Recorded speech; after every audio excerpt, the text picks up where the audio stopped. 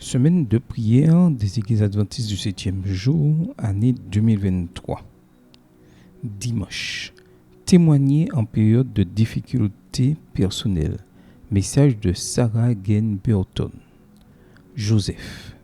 En 2021, Jane Marguerite Nisbert respire la confiance et la paix alors qu'elle se tient sur scène et raconte son histoire au juge de la populaire émission American Got Talent. Elle a 30 ans, est auteur, compositeur, interprète et combat un cancer par intermittence depuis quelques années. Ce cancer, hélas, s'est métastasé. Pendant qu'elle chante sa chanson originale, le public et les juges ne peuvent retenir leurs larmes. Lorsque ces derniers expriment leur admiration devant une telle positivité, Jane répond simplement « On ne peut pas attendre que la vie soit plus difficile pour décider d'être heureux ». De son vivant, Jane avait un blog sur lequel elle partageait ouvertement sa foi et son combat contre le cancer. Même les jours où je ne suis pas aussi malade, il m'arrive de m'allonger sur le tapis dans la lumière de l'après-midi pour écouter Dieu. Je sais que ça semble fou et je ne peux pas vraiment l'expliquer, mais il est là, même maintenant.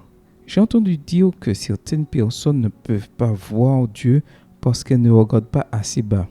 Et c'est vrai, si vous n'arrivez pas à le voir, regardez plus bas. Dieu est sur le plancher de la salle de bain. Avez-vous déjà pensé qu'il serait préférable d'attendre d'être en bonne santé ou d'avoir réussi avant de témoigner de Dieu aux autres?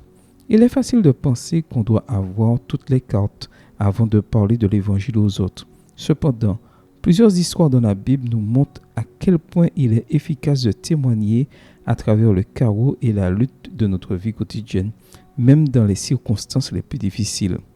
Celle de Joseph en est un excellent exemple.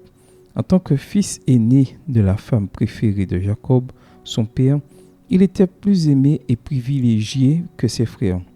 Alors qu'il avait 17 ans, Jacob lui offrit une magnifique tunique. Par ailleurs, Dieu lui envoya des rêves prophétiques selon lesquels il dominerait sur ses frères et même sur son père. Pour ses frères, c'était la goutte qui fait déborder le vase. Lorsqu'ils eurent l'occasion de se venger, ils s'emparèrent de lui retirèrent sa tunique multicolore et le jetèrent dans une citerne vide. Après quoi, ils le vendirent à des marchands dont la caravane était en route pour l'Égypte. D'esclaves à serviteurs dignes de confiance. Joseph survécut au voyage jusqu'en Égypte. Là, les Ismaélites, Madjanites, le vendirent à Potiphar, officier de Pharaon et capitaine de la garde.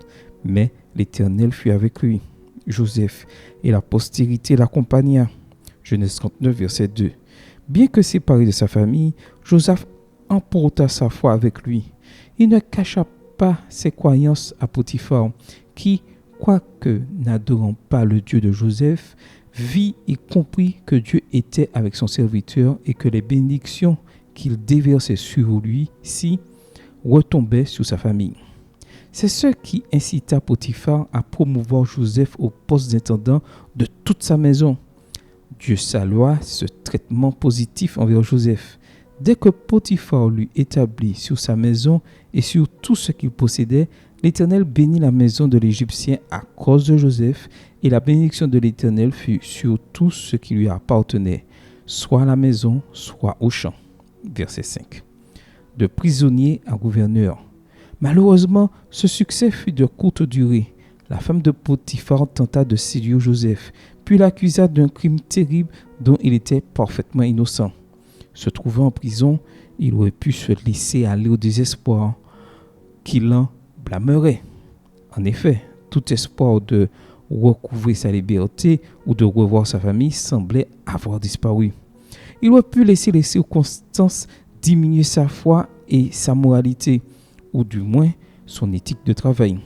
Au lieu de cela, il poursuivit ses habitudes de service fidèle et Dieu le bénit au sein même de la prison. L'Éternel fut avec Joseph et il étendit sur lui sa bonté. il le mit en faveur aux yeux du chef de la prison, et le chef de la prison plaça sous sa surveillance tous les prisonniers qui étaient dans la prison. Et rien ne s'y faisait que par lui. Le chef de la prison ne prenait aucune connaissance de ce que Joseph avait en main, parce que l'Éternel était avec lui, et l'Éternel donnait de la réussite à ce qu'il faisait. Versets 21 à 23.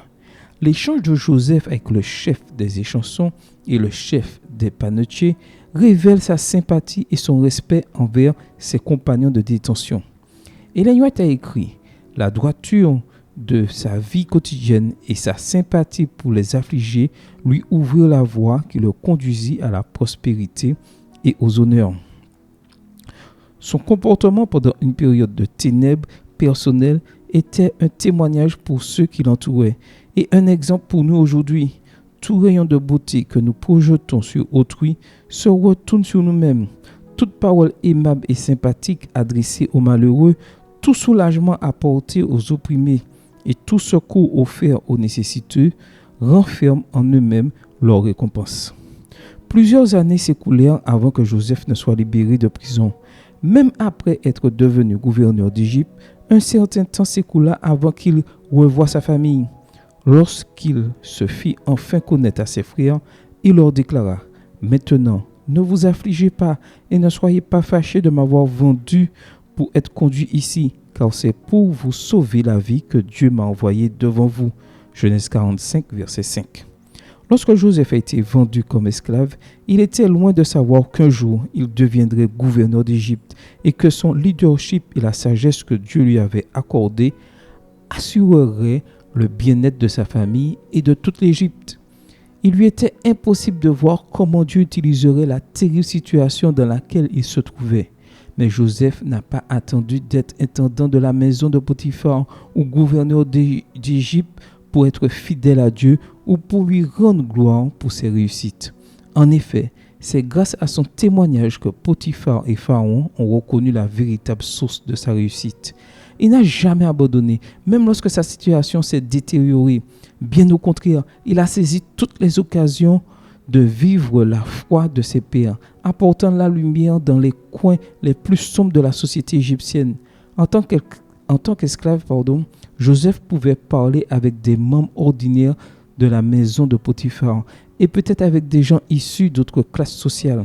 En prison, il a rencontré des détenus d'origines diverses et en tant que gouverneur, il s'est mêlé aux dirigeants. C'est ainsi que Dieu a utilisé Joseph pour atteindre toutes les couches sociales. Si, comme Jane, vous êtes allongé sur le plancher de la salle de bain, ou si vous êtes dans la citerne comme Joseph, vous vous demandez peut-être comment vous pourriez être un témoin pendant une période d'obscurité et de douleur personnelle. À ces moments-là, accrochez-vous à Dieu dans votre lutte. Votre persévérance et votre foi seront alors une source d'inspiration pour les autres. Question pour la réflexion. Comment pouvez-vous être un témoin fidèle là où vous êtes en ce moment même? Pensez à un épisode où quelqu'un vous a été en bénédiction. Comment Dieu s'est-il servi de cet individu pour vous bénir? Qu'est-ce qui peut vous empêcher de vous engager à proclamer la grâce de Dieu dans votre vie, quelles que soient les circonstances? Amen. Que le Seigneur vous bénisse et à demain si Dieu veut.